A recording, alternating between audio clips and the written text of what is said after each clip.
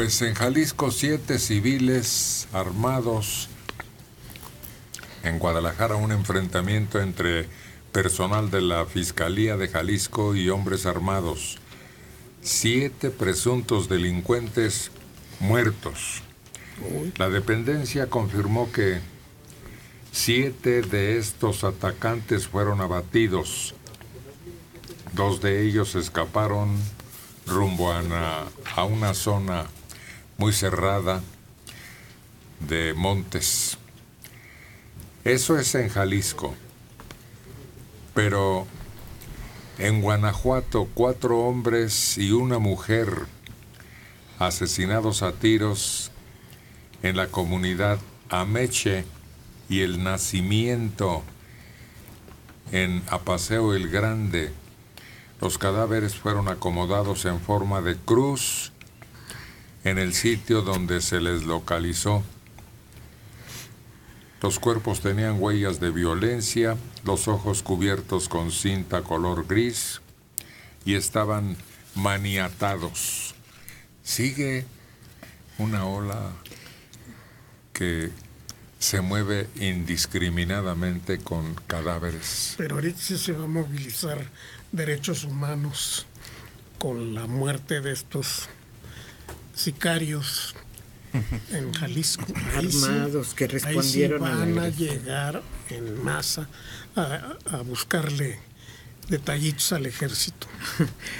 Sí, porque la agresión a los marinos también en Jalisco no ha tenido una respuesta por parte de derechos humanos, que los agredieron, los golpearon, y los marinos, con todo el honor que ellos actúan, no dispararon contra ellos teniendo las armas en la mano. Es que eso lo propicia precisamente la intervención de derechos humanos en una lucha a muerte con delincuentes peligrosísimos, asesinos.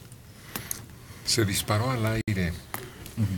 Y esa es la protesta. No sirve de nada. Personal de infantería de la Secretaría de Marina Armada fueron agredidos por un centenar aproximadamente de personas que presuntamente tenían una manifestación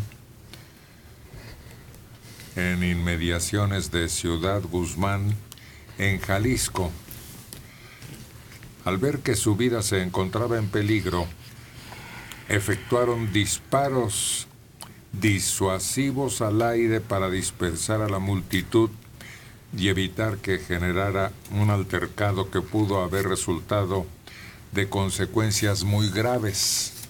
Pues sí, pero eran manifestantes que apoyaban al cártel Nueva Generación. Las imágenes son sorprendentes de cómo la gente ya envalentonada los agredía como si fueran delincuentes definitivamente, y era gente del orden. Es que fíjate, pasa esto aquí en México, que vivimos como en la historia del absurdo, en los cuentos del absurdo, que los que se supone que son los defensores de la población, que vienen a poner orden, que van a acomodar cosas que están fuera de su lugar aquí en la República, son agredidos. Cuando el ejército se mete a atacar a los guachicoleros, ¿a quién agreden? O sea, agreden al ejército y son los que quedan mal.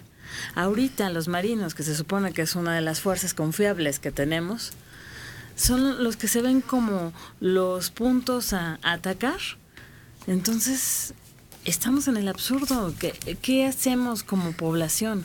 ¿Por qué atacamos a los que se supone que debemos de apoyar para que haya un orden? Se dice con una frase simple: los patos les tiran a las escopetas. Pero yo no sé si lo entiendo bien. Creo que es grave. No es población civil. Son criminales. Exacto. Esos que están agrediendo. Llegada a los criminales. Exacto. Sí. Que tienen intereses bastardos. No es que nos pasa, son los criminales. Que nos están ganando la batalla también en esto. En el nivel mediático no hablamos de los marinos, no nos indignamos, no los protegemos, no los cobijamos. No hubo una asociación de derechos marinescos que saliera y dijera, por favor, vayan y detengan. No, pero entonces, si salimos con la Marina y los pateamos y les escupimos en la cara y los amenazamos, ¿a quién llamamos después? ¿A quién llamamos para proteger a los marinos? Ya no hay nadie. Es que no estamos entendiendo que después de los marinos ya no hay nadie para llamarlos a proteger. Matan a 6 policías en Guanajuato, en la calle, tirados, esparcidos los cuerpos, y nadie dijo, oigan, esto es una barbaridad, esto que está pasando es infame. Matan a un periodista y entonces, y paren las prensas porque los mataron. Y ni sabemos todavía por qué, pero los policías no nos alteramos. El problema que yo le veo aquí es de imagen. Es decir, muchas otras personas van a pensar que pueden hacer lo mismo con los marinos. Y los marinos debieron de repeler la agresión, cuando menos con la misma intensidad que la estaban recibiendo.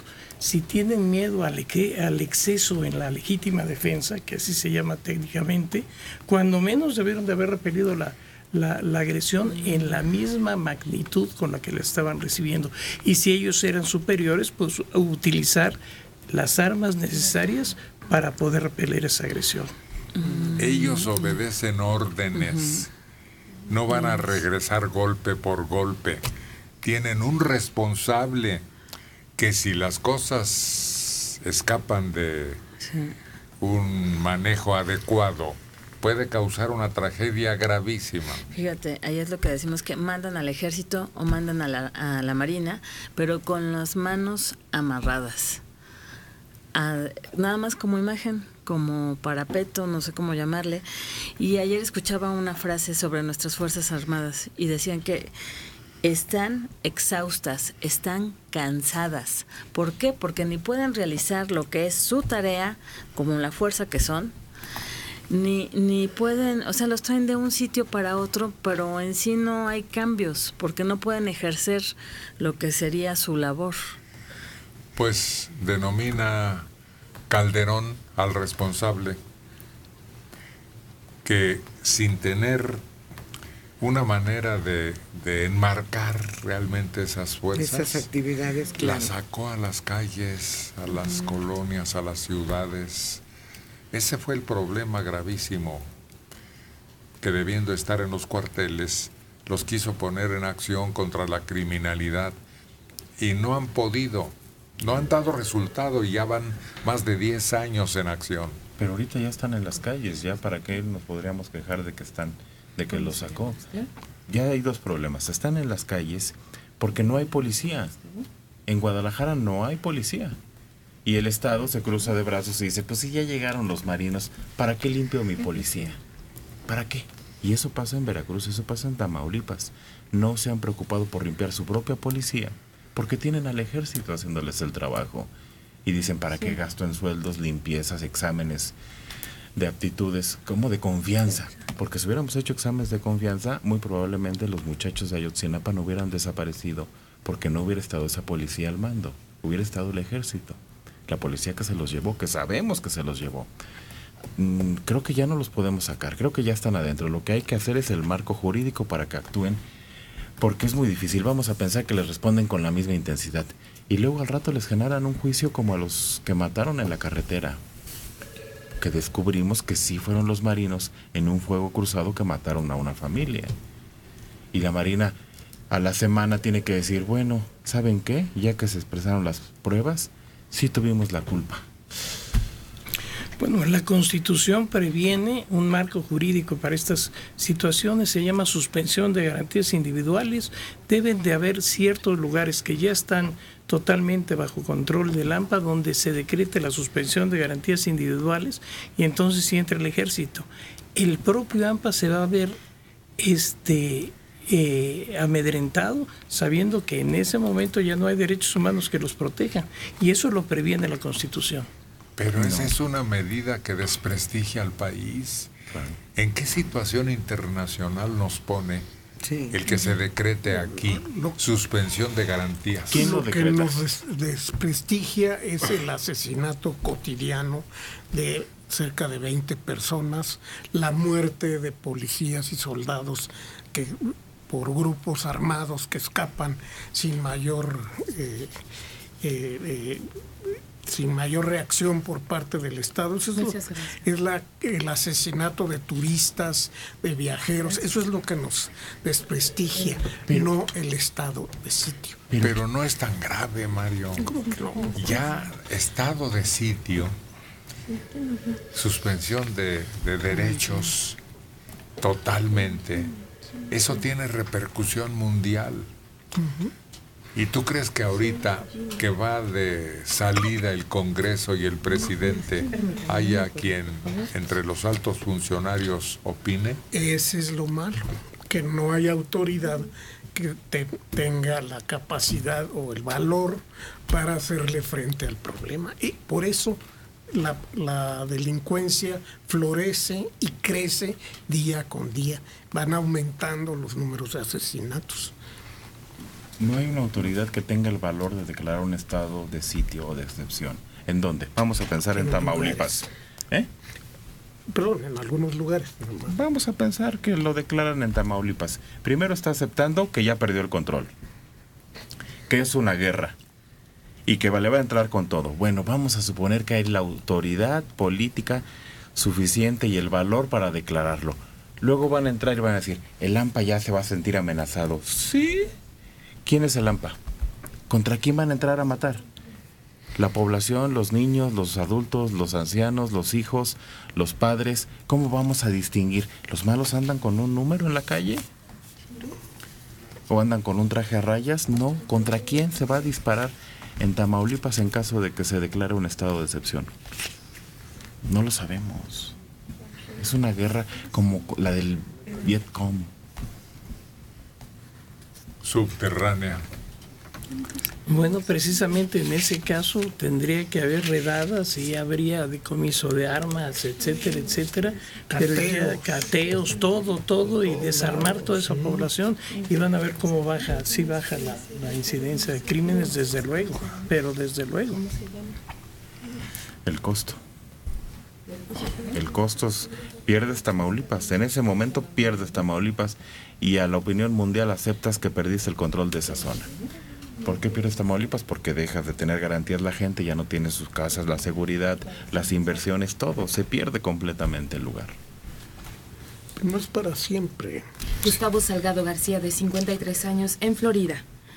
Lo que tienen que hacer en México es lo mismo que aquí en Estados Unidos, capacitar realmente al policía. No agarrar al indio recién bajado del cerro, que con tal de comer hace lo que sea. Si invirtieran en capacitación, podrían confiar en el margen de acción de un policía. Aquí, por ejemplo, si un policía ve amenazada su vida, puede disparar. Aquí se les respeta. Si una anciana se le pone al brinco y se pone brava, la agarran y la someten como si fuera un hombre fornido. Pero no hay comparación posible de un primer mundo contra nuestros recursos que no dan todavía para una capacitación profesional, ni sueldos siquiera. Ni siquiera el marco jurídico del respeto, de que pueda el policía, por más nativo o indígena, no indio que sea, que haga valer su autoridad, porque muchas de las personas que se vuelven policía lo hacen por el sentido del respeto que antes generaba la figura del policía, que era una persona que sabían que subía de categoría social, no económica, pero sí social, porque en ese momento era respetado. Ahora ni eso, ahora no respetamos a la autoridad. Además es totalmente distinto allá, porque simplemente no tienen suscritos tratados de derechos humanos. Por tanto, los policías sencillamente no están obligados a respetar derechos humanos, y vemos como un 30 y tantos %, y lo dijeron en la mañana en un noticiero, de personas que matan son personas que están desarmadas a ese nivel. Es decir, lo hacen simplemente por la mera agresión, sin que esté en peligro su vida o sin que tengan ninguna posibilidad de ser lesionados. Los policías de todas maneras matan. No tiene ninguna comparación en la policía de Estados Unidos con la de México, y no necesariamente porque aquella sea mejor, ojo. Sencillamente somos sociedades diferentes. Allá funciona la sociedad de una manera y aquí funciona de otra. Aquí se utilizan los recursos que se tienen a la mano. es importante eso. Allá la misma sociedad está dispuesta a cumplir la ley. Y aquí no.